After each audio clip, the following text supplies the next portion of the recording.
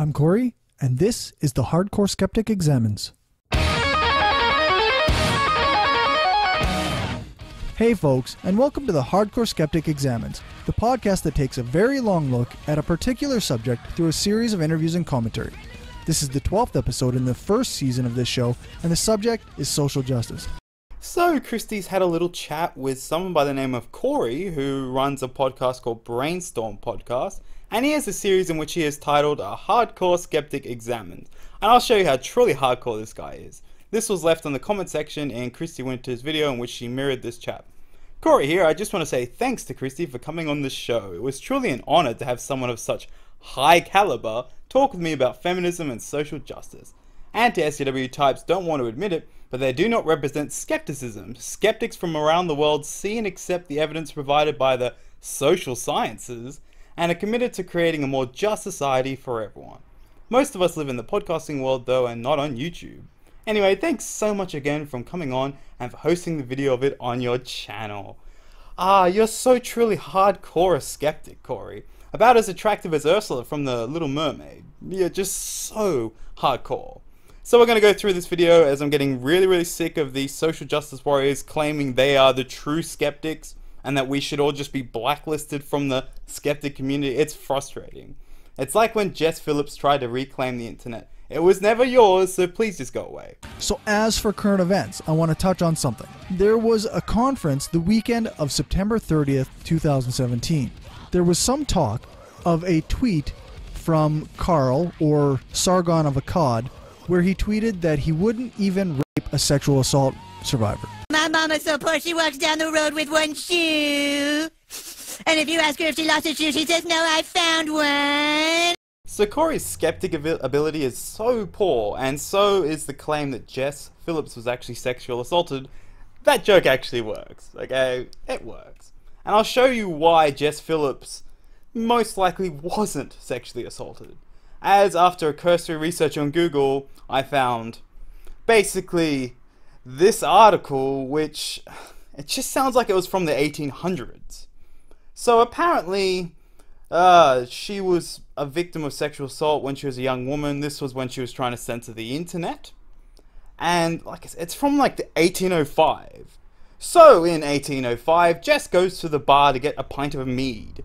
Yet sadly, there was some men there. And one of them pinned her up against a wall and put a hand down her skirt. And in 1805, apparently the bartender kicked her out instead of, the guys. And I also found out this article, which was from like 6 days ago, in which, when the Weinstein scandal, she's using it for her own political gain. Apparently she was assaulted again. So I kind of think that she's just completely lying. And I'm so surprised that you want Jess Phillips to be the hill that social justice warriors are going to die on. Really? She is just a terrible example. Because Jess, why do you just keep coming out when you can gain political points or push your narrative? Why don't you, as a feminist, tell your stories before when there's no gain to have, so you can help other women? Oh, it's because you're full of absolute crap, right? Dr. Winters and I talk about this a little bit in the episode. So, just from my perspective, this is obviously not an okay thing to tweet to anyone, but when confronted at the conference, he smugly confirmed that he had done this, and received applause from many of the people in the crowd. Yes, because he's the freedom of speech hero. I don't care how hurt Jess Phillips is. She doesn't get to censor us. She's a big girl. She's a freaking MP. Man, it's like our government. It sounds like the UK government is just so incredibly weak. There's a video circulating where you can see it.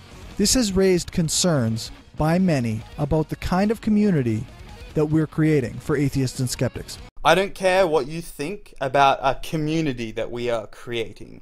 There is gaming communities, and guess what? They have Candy Crush people, FPS people, hardcore gamers, casual gamers. They're all in a community, but guess what? They can live along together.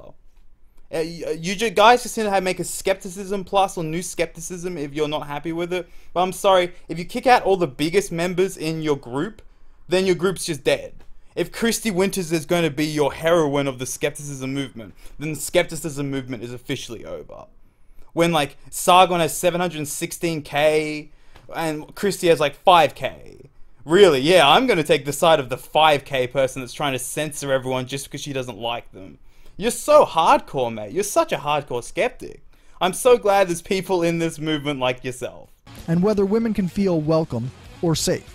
I'll mention it after the interview, but I have a team of great people working on our next conference here in Saskatchewan, and we're very much focusing on this aspect of the community. We really want to be welcoming to people of color, women, and members of marginalized groups. People of color, women, and people of marginalized groups aren't weak as you are portraying them. I think they're individuals. I don't think they need you, Mr. White Knight, to give those poor people that aren't as smart as you a helping hand. I don't want to help someone just because they're a woman. If they need help, I'll help them because they're a person. Yeah. This is so ridiculous. Mate, this is why I say you can't be a skeptic and be a social justice warrior. Yeah, let's just group everyone by sex and race. That's gonna work out well, isn't it? And we want everyone to feel as safe as they can and as welcome as they can. And we want everybody to be cool and enjoy going to atheist and skeptic conferences. So I mentioned before that Kristi mentioned the tweet in this talk we had. We don't spend a lot of time on it other than to just mention that people like Carl are the reason that feminism is still very important. People like Sargon are why feminism is dying. Still needed. No. Go to the Middle East if you really want to actually find a place where feminism is needed. Over here in the West, we're completely fine.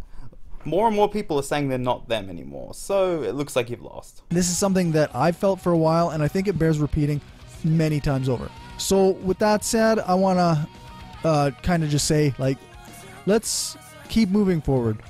Recognize that while there are plenty of anti-feminist or anti-SJWs, they are not necessarily the norm, and while they do seem very loud and prevalent in our community right now, they are not the standard. That's my line to you guys. You are very loud, but as the weeks and months go past, you lose more and more followers. Because feminism has run its course. Less and less people are obviously becoming feminists, and you're in your deathbed, so that's why you're screeching so loudly. Sargon has 717,000 subscribers, despite YouTube doing everything in its power to censor people like him. So people are finding him despite you ideologues. That's how much you have lost.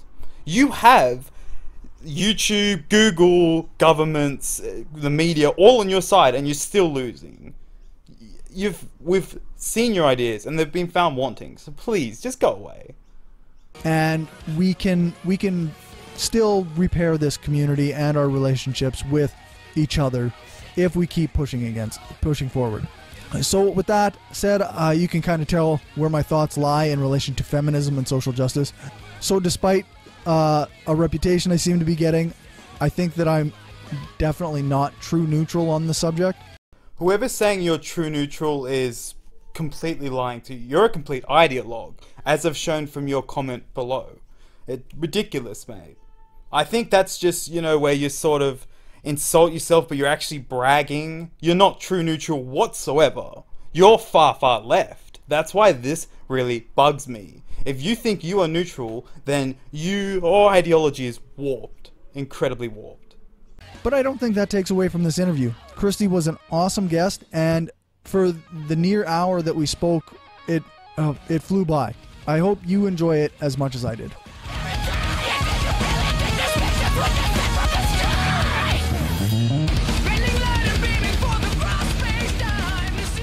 For the interest of whoever happens to listen to this, why don't you introduce yourself and give us a bit of your background? Yeah, I've skipped this. You've heard Kristi obviously go on about how she's an oppressed person many times before, so, and if you hear music, it's someone's playing it in my house super loudly, so yeah, that's what that is.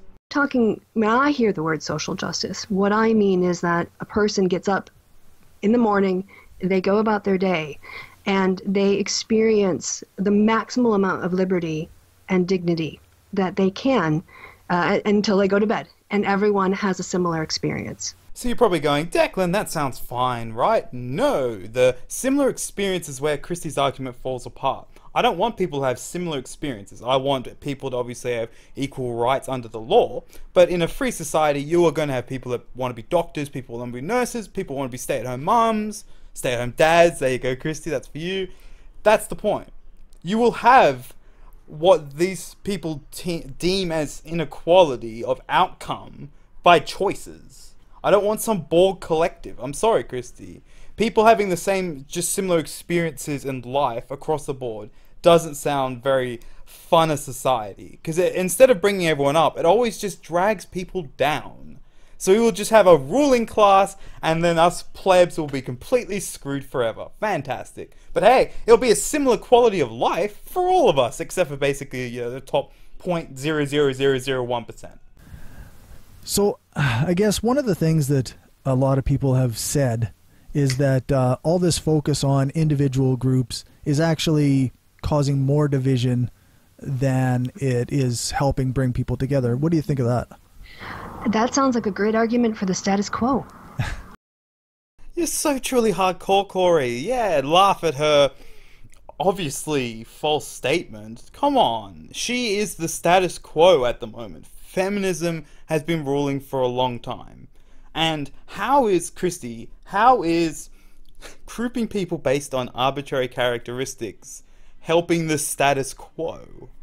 It's so ridiculous. I'm sorry, there's do you really want to be grouped with Ann Coulter as just a woman's? Don't you see that you're actually two completely different people? And come on, Corey, you're supposed to be a hardcore skeptic. This is not hard, mate. Don't just give her a question and then when she answers it ridiculously, just be like, haha, and then move on. Jeez. Are you taking your lessons from the mainstream media? Because I'm just going to tell you, that really hasn't helped them out at all. Do you see their ratings at the moment? Right. You know, if you want to say, look, the more you talk about the fact that you're oppressed, the more I get angry at you for complaining about being oppressed. So the way we solve your oppression is to actually just, you keep being oppressed, but stop talking about it. So Kristi's argument here is basically if you say oppressed enough, then that will somehow make you right. And sadly it doesn't. On an individual basis, sure, across the spectrum there will be racists. But on a systemic level there isn't whatsoever. And you just telling these people they're oppressed when they're actually not is just going to really hurt society, as we have seen. It's just, this woman is so devoid of any actual arguments at this point. Come on, Kristi, debate me. I did the video. I've got more subs than you now. Thank you so much, guys. Debate me. Stop being a coward. I know you know who I am now. You told people to ignore me on comment section of Kevin Logan's video when I was actually recommending someone that would be a good moderator, someone that doesn't just ban people for... This person that Kevin made as a moderator was banning people if they had a Pepe frog face or any sort of national, like an Australian flag or an American flag avatar. About it. And I don't know when that's ever worked as a movement for emancipation or liberation. I can't think of an instance in history where people were just handed power or rights or dignity by a group that was denying them that. And this is probably one of the dumbest things Kristi has said in this video. You live in America, correct? You do realize women got the right to vote through the majority giving it to the minority? How about the, let's say, the blacks? You do realize that America fought a war to free them.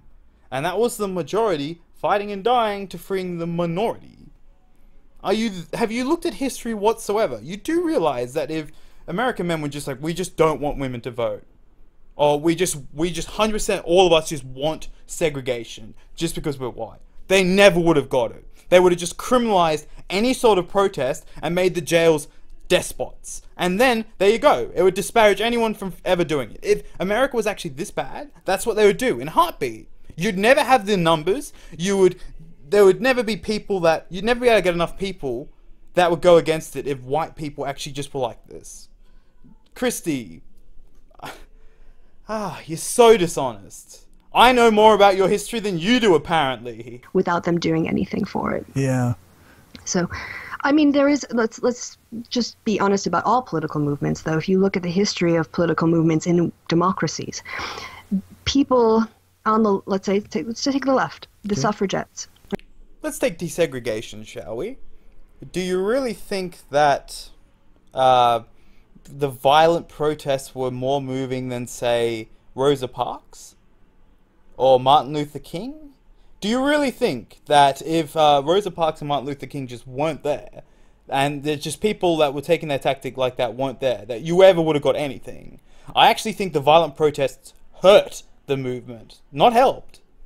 But yeah, you're a crazy, crazy ideologue, so what the hell would you know? Right back in the first wave of feminism, when women were agitating for basic rights, like marital property rights, and the right to vote, and the right to be a legal citizen separate from their husbands, to have custody of their kids, these kinds of basic things in terms of, you know, their rights vis-a-vis the states.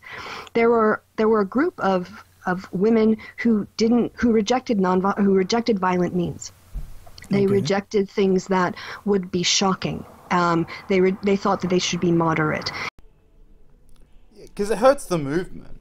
I think it really does. It depends on the situation, obviously. If you're in some, say, Middle Eastern country, then I'm guessing, yes, you might need to be violent. That's because of the culture surrounding it. But, yeah, this is... I just keep coming back to the Middle East because even back when all of this was happening, it was like 10 times worse there. At least. It's still worse today than it was back then in America. And yet, you don't care whatsoever, do you, Kristi? You just go on about such inane stuff. Instead of actually helping people, you try and silence people from going to a conference.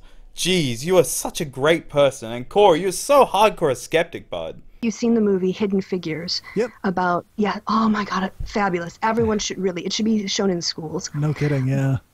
And that was a brilliant movie because instead of talking about segregation and its dehumanizing effects, the way it humiliated people and demeaned them, it showed us.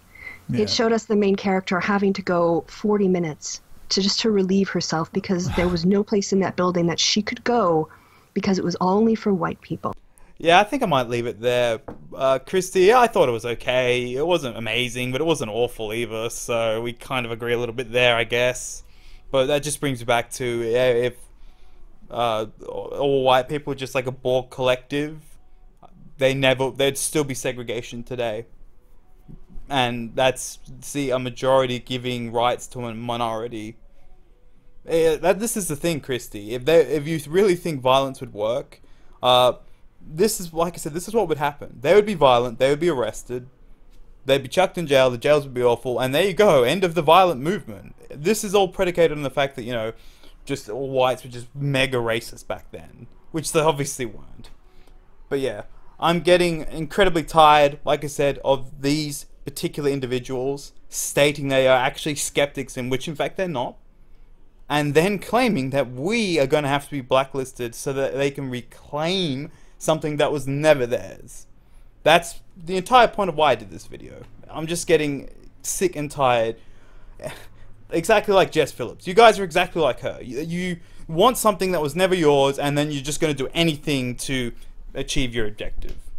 But anyway, guys, I've got my thank you video coming up, and yeah, I've been having some great conversations in my comment sections, but the way it's done, YouTube never notifies me when it's responded, so I'm on my Discord if you want to chat, or yeah, I'll see you in the comment section.